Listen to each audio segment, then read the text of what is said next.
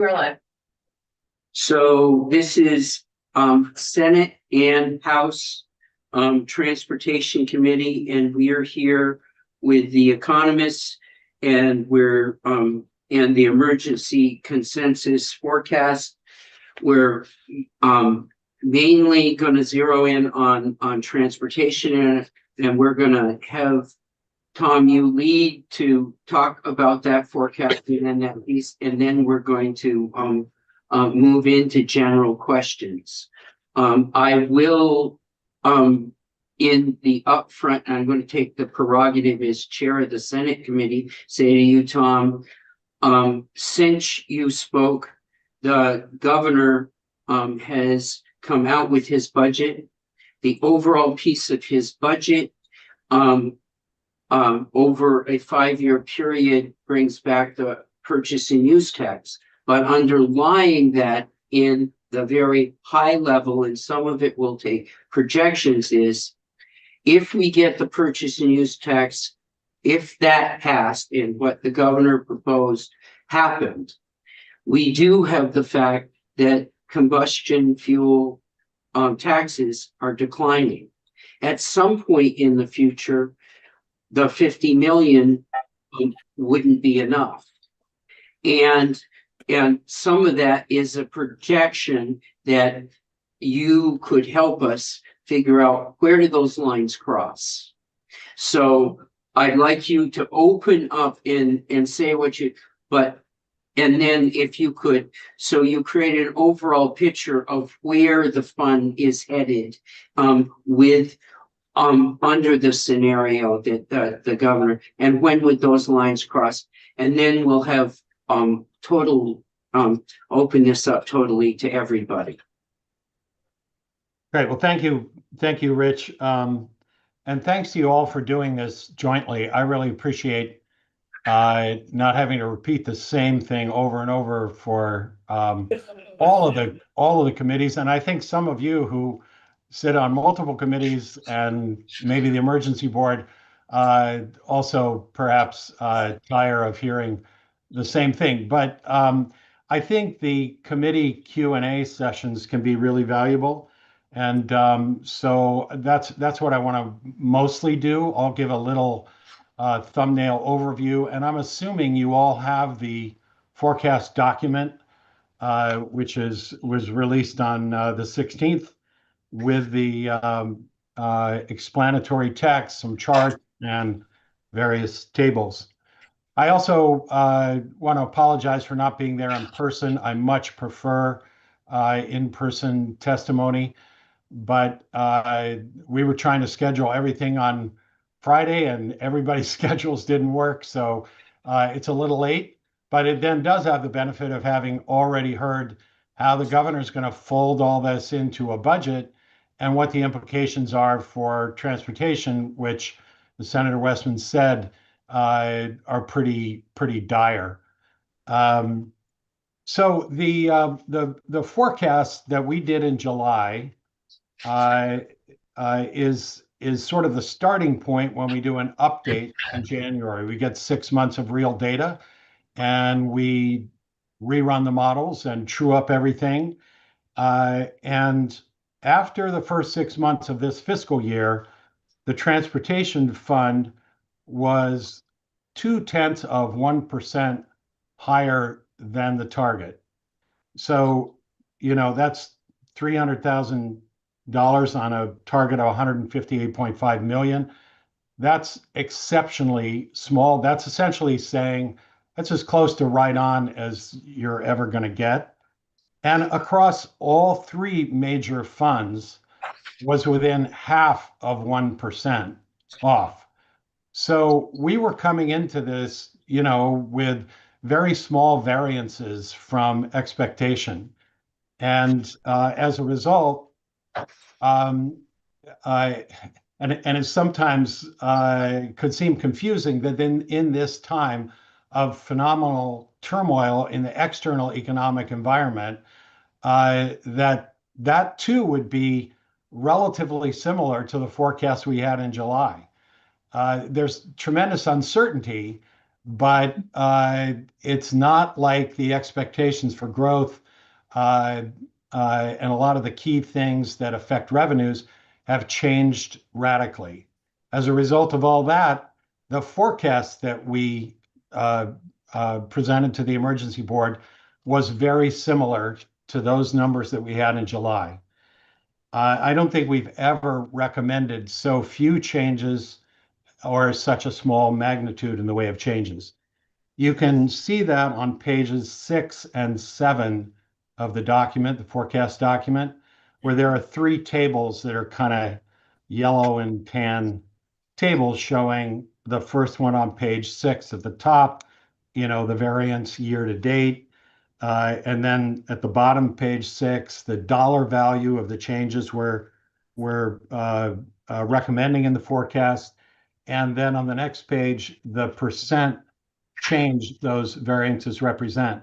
And that final table, the top of page 7, if you look at all the variances for the three major funds, so not healthcare only, because that was the fund with the biggest percent changes, and that doesn't have anything to do with the economy. That has only to do with the Reconciliation Act, which lowered the rate which the hospital provider tax could be assessed.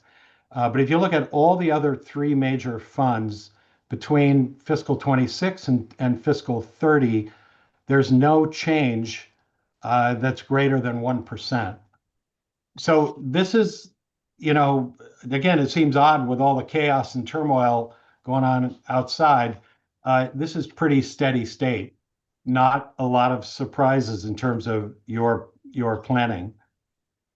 So that's kind of the backdrop.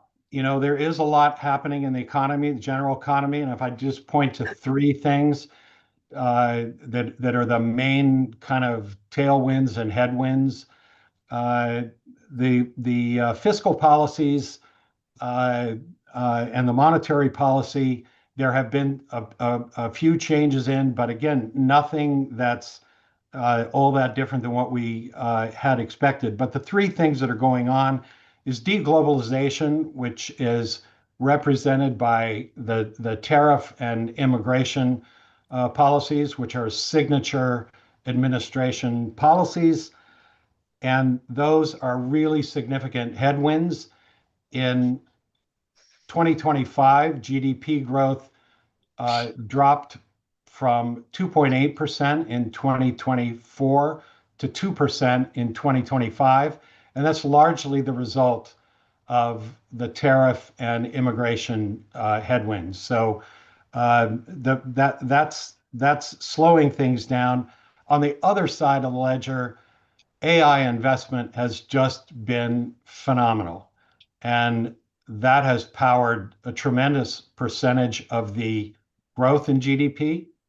It's also powered a tremendous gains in the stock market, which have wealth effects that affect many revenue categories, including motor vehicle purchase and use. So those two forces, and then the prospect of added fiscal stimulus from the One Big Beautiful Bill Act and the monetary policy, which will be lowering interest rates a little bit more. But it's been hard for the Fed to drop interest rates as quickly as they would otherwise have done with the inflationary effects of the tariffs.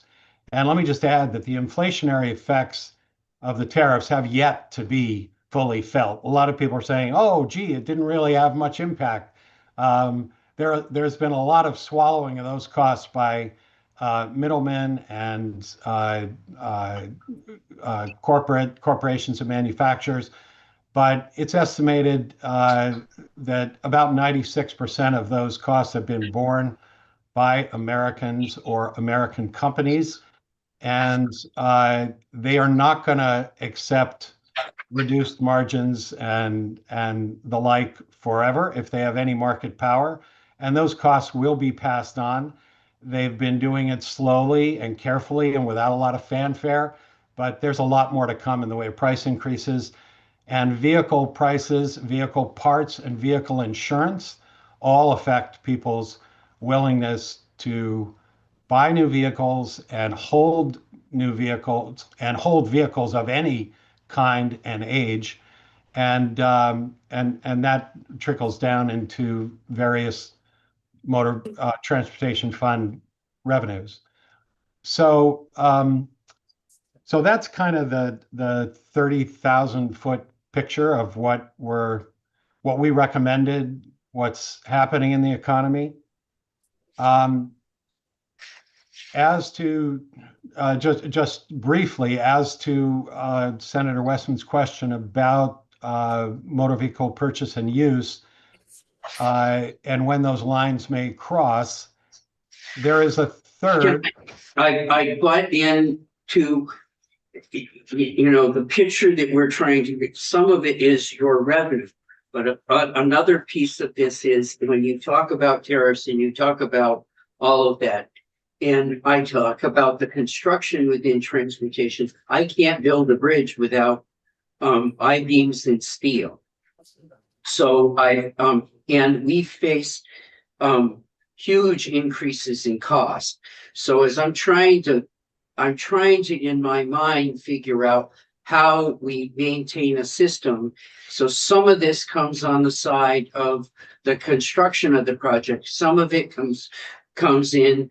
The governor proposed bringing purchase and use back because of our anemic revenues in that. So I'm trying to build a picture. When do those lines all cross?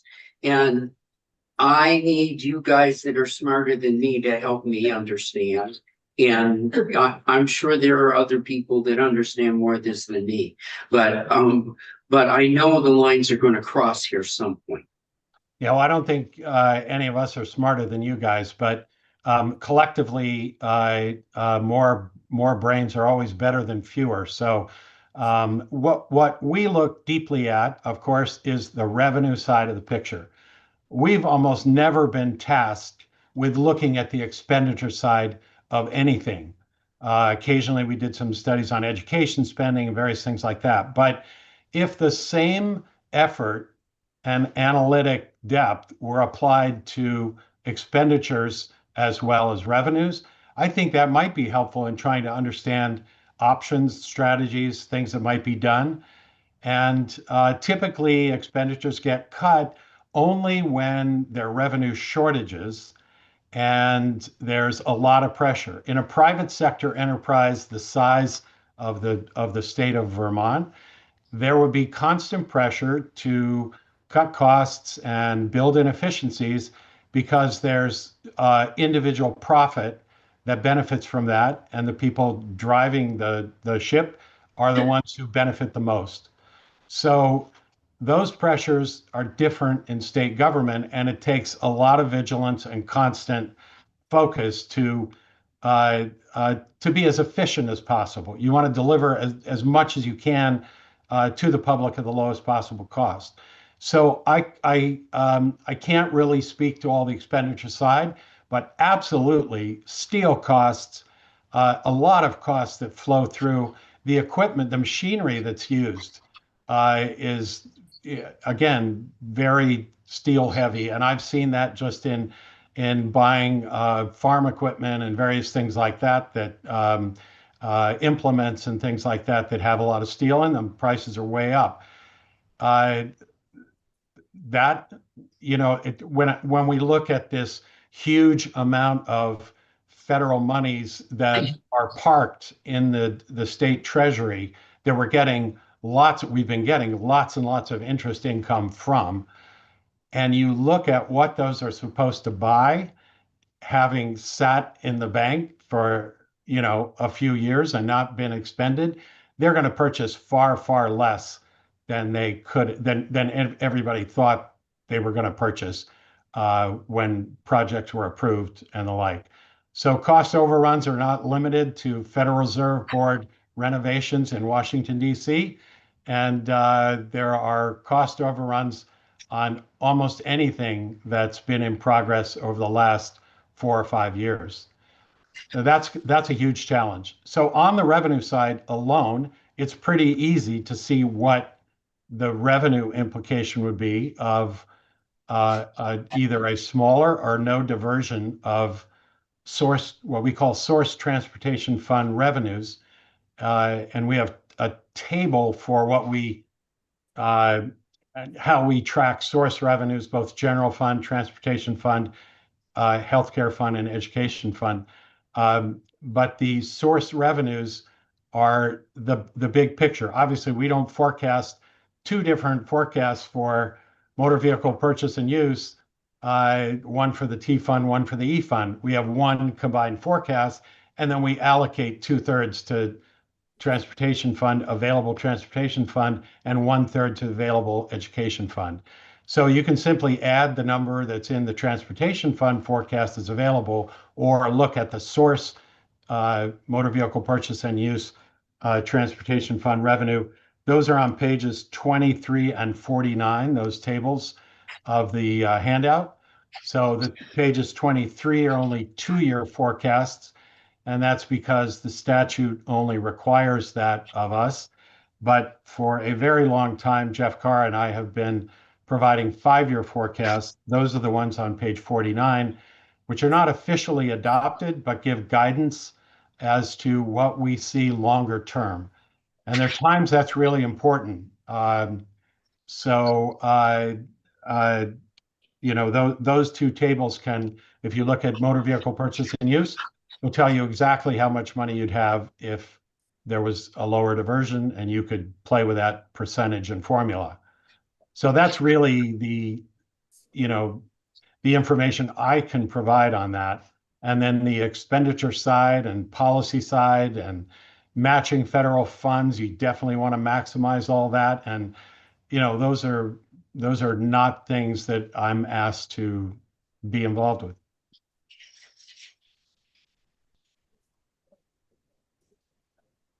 Matt, I have one question here. Matt, do you have questions in your room?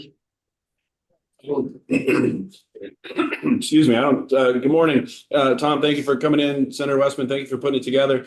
I do have a question. I don't think we have any around the room yet, but when we look at whatever terms you use in economic slowdown, 11,000 less vehicles purchased last year, 11,500 or something like that were bought and sold by Vermonters, and the aging population wouldn't it be exasperated by quite a bit of any level of slowdown that aging population can more easily, not buy and not participate? And wouldn't that even make the numbers, I guess, slow down even faster? I wonder, the amount of slowdown in their economic activity, and particularly when they can almost immediately stop buying vehicles. Don't we see something about that with, what does that say to the 11,500 less vehicles last year when there were still incentives pretty heavily available? I don't know. I'm kind of curious where aging and economic activity related to that purchase and use tax. If you have any thoughts, or we could talk a little bit about that. Yeah, well, that's baked into the forecast. We start with demographics whenever we're doing projections like this, and so that is a part of it. I think the other part of the equation, though, is not just how many people there are, but how much money they have. And that is what's driving consumption today. We're getting almost 50% of all consumption from households in the top 10% of the income distribution. That's really lopsided. That's what people refer to as the K-shaped economy, where there's some that look out their window and things look great. Their net worth is going up quickly and substantially because they have holdings in the stock market, they have holdings in real estate. Asset prices have been doing really well if you own assets. If you don't, you're not a part of that picture at all. And then you're looking at wages and salaries, which have not gone up in any kind of dramatic fashion since the pandemic. And you're looking at costs, and they have gone up, and they're still going up. And so that's why I think there's this bifurcation of how people, look at the economy. So in terms of vehicles, it's, if there's money, even if somebody's old, you're going to have more vehicles per household, and you're going to have newer, better, and more expensive vehicles. And sometimes people wait until they're retired and then splurge on the vehicle they always wanted to buy before. So we've seen purchases nationally. We don't have this at the state level, though, of higher priced vehicles going pretty quickly and rapidly, but a lot more stress as you move down the price points on vehicles. And I think last year we can say, yeah, the incentives were still in place, but so were the tariffs, and so is the dislocation with the tariffs. Um, I actually purchased a vehicle before in February, knowing that there were going to be big price increases down the road. I didn't know exactly when, but it seemed pretty obvious. And the old one was all rusted out, and I knew I probably could have kept it another couple of years, but I didn't because of the tariff. So it accelerated a purchase. Um, but you know, that tends to be, a little bit of a sugar high. And the other side of that is then people that didn't purchase in advance were looking at higher prices. And uh, uh, same with EVs, there was certainly an incentive to go ahead and buy ahead, but then there's something of a drop off after that. We're still getting demand from high-end consumers of all ages, and that is a big part of it. Now, we did adjust the forecast, and this is the sort of thing that happens, underneath the aggregate numbers.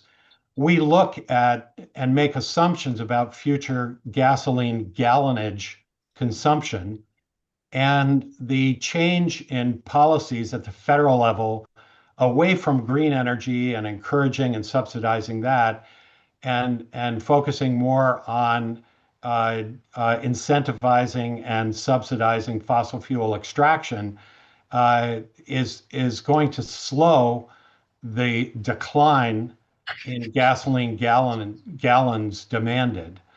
So we made that adjustment, and that would otherwise raise revenue in the transportation fund, but not by a whole lot, because there's not been a huge change in the demographics. And there's still incentives for people and companies to be as efficient as possible with the vehicles they do drive. The other thing, though, that happened simultaneous with that is all that encouragement for more fossil fuel production lowers gas prices. So all the work you guys have done to generate some revenues based on the price and not just the volume went the opposite direction. So gasoline price assumptions going out are lower than they were in July even. And those two were pretty much offsets, but represented a very slight net gain. And you'll see that if you look at the individual fuel taxes. So, I mean, that's going on. Is it going to change a 30-year trajectory? No, but it's a slower decline on the fossil fuel side of the ledger. Anybody else? So I can't see your hands, Matt, but Senator White has a question, and then if there's a question in your room. Please go ahead. Okay, great. Well, hi there. Hi, Tom. Thanks for being here. So I'm looking at your slide. It's the same percentage on a few different pages, but page 23 and 24 related to the change in percentage for the purchase and use tax. And I'm just wondering if you could explain to me kind of how you see the likelihood of that, because I see like 3.7 for 2027 and 3.2 as an increase for 2028. I'm wondering if you could speak a little bit to the sustainability of that fund. It feels like as we I don't want to say we're getting closer to a recession, but I think people feel, to your point, the K-shaped economy and are making informed decisions about their vehicle purchases.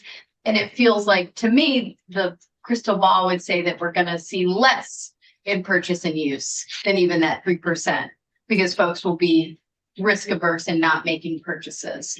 So I'm wondering if maybe if you could just add a little bit more to that, and if you see this as a sustainable source of revenue, or how you would define, is it a growing source of revenue? I guess whatever the terminology would be that you would use. Yeah. So it can fluctuate, of course, year to year based on lots of things. I think the uncertainty that created a pause for a lot of consumers.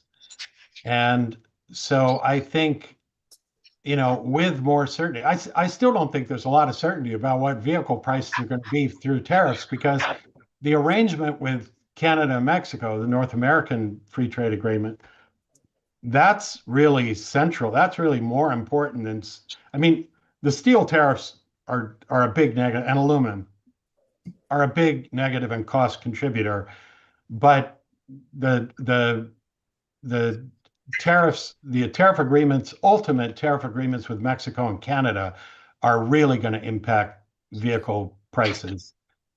So those are very important. That create a lot of uncertainty. As that uncertainty is clarified, and it still isn't. You have to check the news every day to see if the Supreme Court's ruled on whether the tariffs are even legal that affect a lot of the tariffs anyway.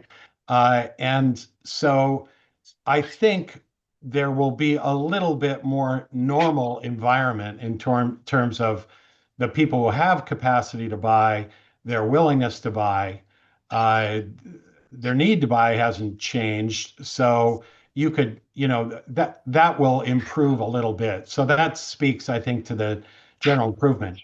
The motor vehicle purchase and use tax is the only source of transportation fund, well, not only, but the only major source of transportation fund revenue that will be growing at or above rates of inflation.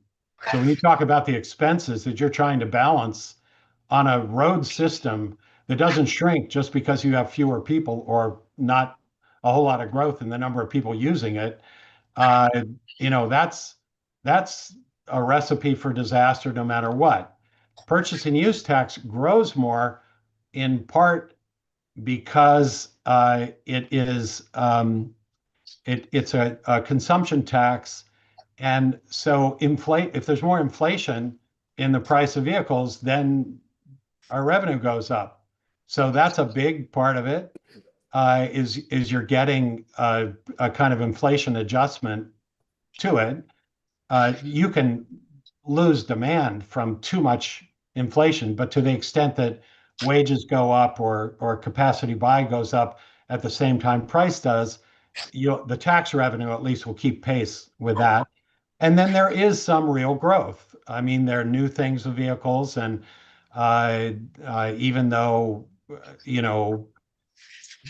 it's also income related. So that is a source of revenue that will be very important to have. If you had 2 or 3 others, even were at that level, that'd be great. There's nothing quite like, say, personal income or corporate or estate or things like that are really much more heavily asset tied.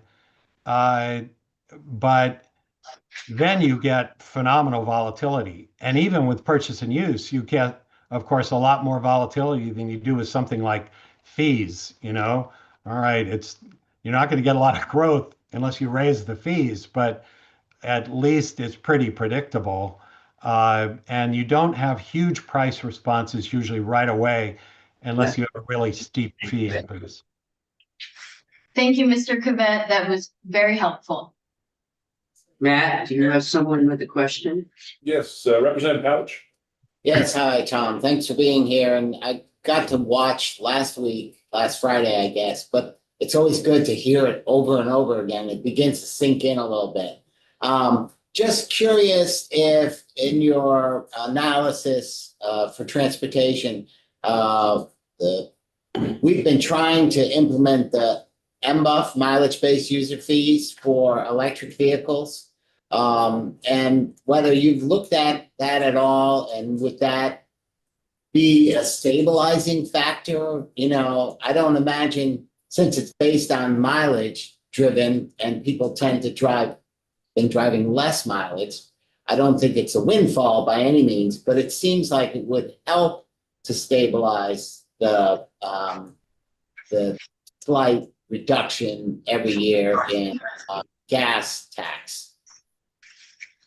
Yeah, I mean, I haven't studied that extensively. I think that'd be interesting. You do get a few other wrinkles with that. When you talked about the elderly population, where what you really get is a whole lot less miles driven because they're not driving to work every day, and they're not, they're just not as active. So they may have a car, they're paying their car taxes, they pay the taxes when they buy the car. They may have 2 cars or 3 cars, but the miles driven probably drops with age there.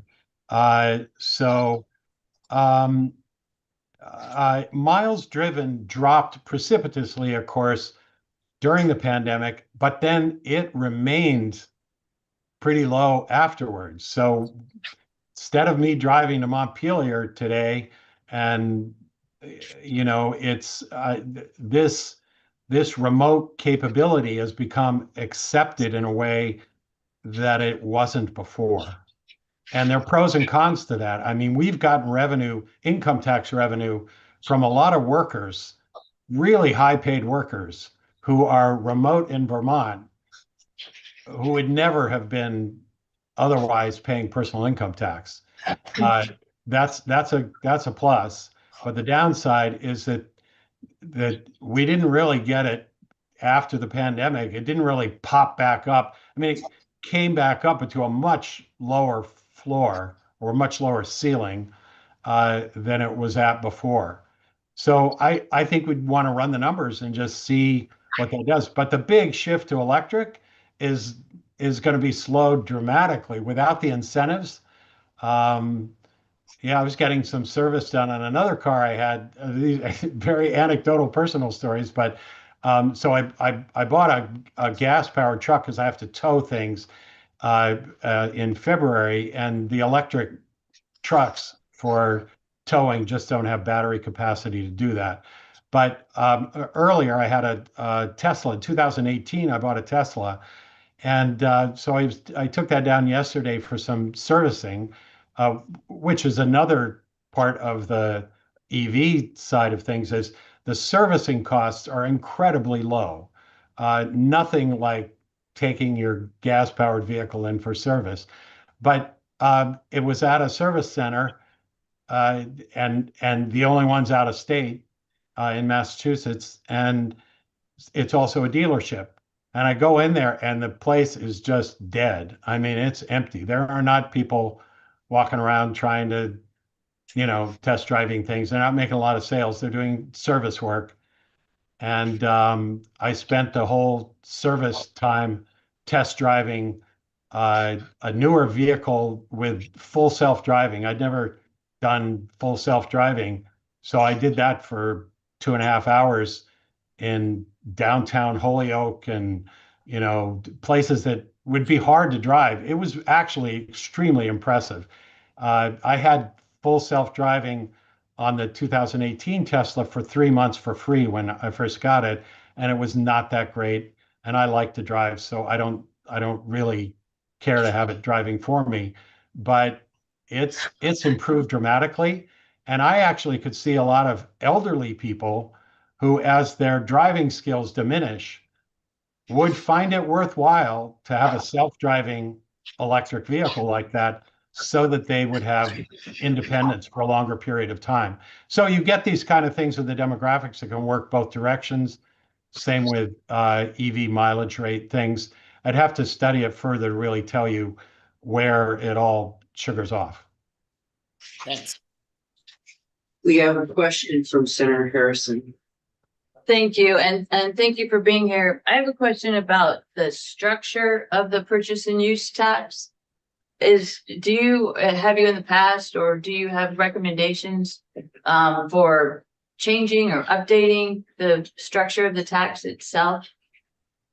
Yeah, we only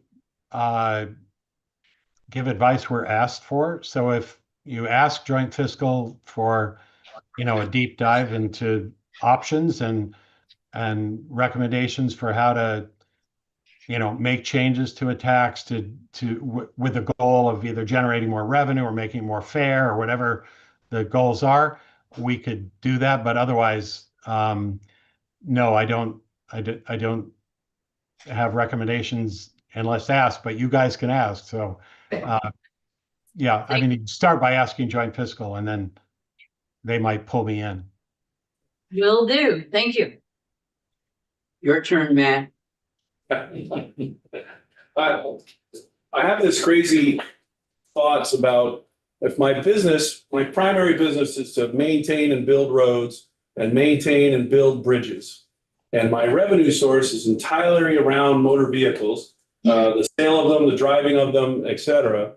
And then I spend a big chunk of the revenue that I get out of them to do bike ped improvements, to get more people into electric vehicles, to get people have more fuel efficient, my policies are to move towards cluster housing, and I'm trying to reduce the overall amount of miles driven, and I'm trying to reduce the overall amount of vehicles that are out there, and I'm trying to push the population into other activities and other modes of transit. It seems that if my core business is to fix roads and bridges, but I spend a lot of my resources and money tearing down. If I was a private business, I would be experiencing a long, slow death. Is that fair? Yeah, and the policy conundrum that you outline is exactly what everybody in the State House is having to deal with. There is, on the one hand, a huge societal problem that's longer term that relates to climate change and the costs associated with that. And in the transportation world, you're on both sides of that because the devastation that occurs with flooding that is pretty clearly related to climate change is a huge cost issue, even with emergency money that can come in now and then. It's a huge issue. Also, the way things have to be built, and at the same time, you've got to maintain the system, and your constituents expect roads without potholes and roads to be plowed and them to be safe and all the rest. And those two policy things are have different objectives, and they really need to be really needs to be meshed. It always seems to me that it is confusing and counterproductive to have as many different funds as we have, when in fact, public money, when one fund is desperately short or whatever, will get raided from another fund if things are dire enough. That it would be better to have all the money in one pot and have the political priorities decided upon by you folks. And then whatever's the most important thing, the most important need, that's where the public funds need to be allocated and not limited to one little niche area that is not a separate world from the rest of your lives and the lives of your constituents. And priorities are made as to what the most important things are. And then that comes out of a pot of total revenues. The other thing that I think can obfuscate that is when revenues get peeled off before they even show up. So they go into some fund before they even show up as a revenue, as like an automatic, and then it's sort of like an invisible expenditure, these so-called tax expenditures. So those things, I think, just make things more confusing and more muddled. But the state has enough money to do what needs to be done with the roads whether it comes from the transportation fund. Transportation fund gave away money to the education fund at one point in time. No reason it couldn't take more from some other place, but why even have all the different funds if the purpose of that money is to meet the needs of Vermonters, and it's your job to prioritize where those are, and that's a different kind of issue than playing a game within this fence of one particular fund, and that always has to have some tax that's related to it, because nobody envisioned EVs being such a big part of the picture, or potentially such a big part of the picture 20 years ago or 50 years ago, when a lot of these taxes were dreamed up. Representative Burke has an additional question. Thank you, Tom. Yeah, thank you for this, Dave. So what would it take for if we were to raise motor vehicle fees? Would that add substantially to the transportation fund? And that's a big hot potato issue, but just asking that question. And then the other question I have for you is, when you were just talking about one fund or whatever, would you recommend like some kind of a raising in income taxes? Talking about two things that are very challenging to talk about, but I just wanted to ask those questions. Yeah, so your voice was a little garbled with a mic, whatever was going on, but that's okay. I can ask it again if you want me to. No, I think I have a question. I'll just reiterate. You're asking about places you could get more revenue. Is motor vehicle fees one, and is the income tax and other taxes like that, or should that be fair game? Correct. Yeah. So motor vehicle fees, you'd have to raise on an annual basis to at least keep up with inflation. And then if you wanted to exceed inflation, then you'd have to, say inflation plus whatever you want. Now you can do that, but obviously you will feel political pressure from a tax that's pretty widespread and a tax that is also regressive. So, you're always weighing political costs with revenue. If it were easy to raise revenue, you'd do it all kinds of places, but it's not. That's hard. And so fees typically have been sort of, not an easy place to raise money, but yeah, if you wanted it to keep up with your expenditures, you would have to have it inflation indexed with inflation plus something else, probably. As to whether getting personal income money, everybody looks at that because it's the biggest single source, but it is incredibly volatile, and we will see that in the coming years. We have a forecast that's pretty steady state, but any external shock, it hits there. And you can see how in corporate revenues, that's an extreme case where it's even more concentrated among a relatively small number of payers, but much, much broader base than it used to be before the apportionment factors were changed. That volatility can wreak havoc if you've got expenditure flows that are steady and need to be predictable. So there are trade-offs to every source of revenue you might tap, and I don't think anything should be off the table, but the costs are largely political, and as to which one you really could raise and should raise. The idea with a transportation fund is that it all has to do with driving and transportation, and that it sort of pays for itself. But they're bigger issues, and yeah, so that's almost more of a political than an economic decision.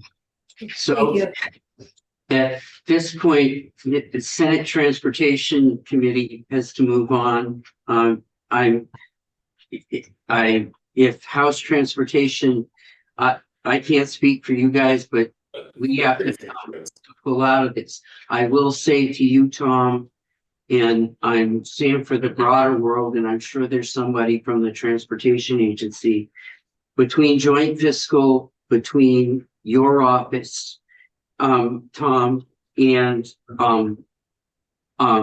and the transportation agency. I'm going to be looking, and I think Senate, Transportation is going to be looking in the projections that are out, restating my question, where do the lines cross? And so if we follow the path where purchase and use came back over a 5-year period, on the revenue side, you can help us. I think we'd look to the agency to come up with estimates for increases in it, but where do the lines cross and what does that picture look like going out to the future? And I'm pretty aware that in the immediate, we can get to a place where it's advantageous to the T fund to have purchase and use. But we do have declining revenue sources and we do have costs that are outstripping our revenue growth in there. So there will be a point where the lines cross, and I personally am not clear about where that is, and we'll be looking for the 3 entities that help us paint a picture. But with that, thank you all, and we're gonna sign out, and I don't know what whether House Transportation is gonna sign out or whether they want to continue to do. I leave that up to the rest of you. But Thank you very much. I think we're all set. We appreciate your time this morning, and thank you to the Senate for putting it together, and thank you, Tom, and JFO agency, et cetera. Thank you. Thank you all very much. Thank you. I'm gonna take, and we'll be back at 10 o'clock. We're gonna sign out for 10 minutes and then we'll be back with Damien and motor vehicles and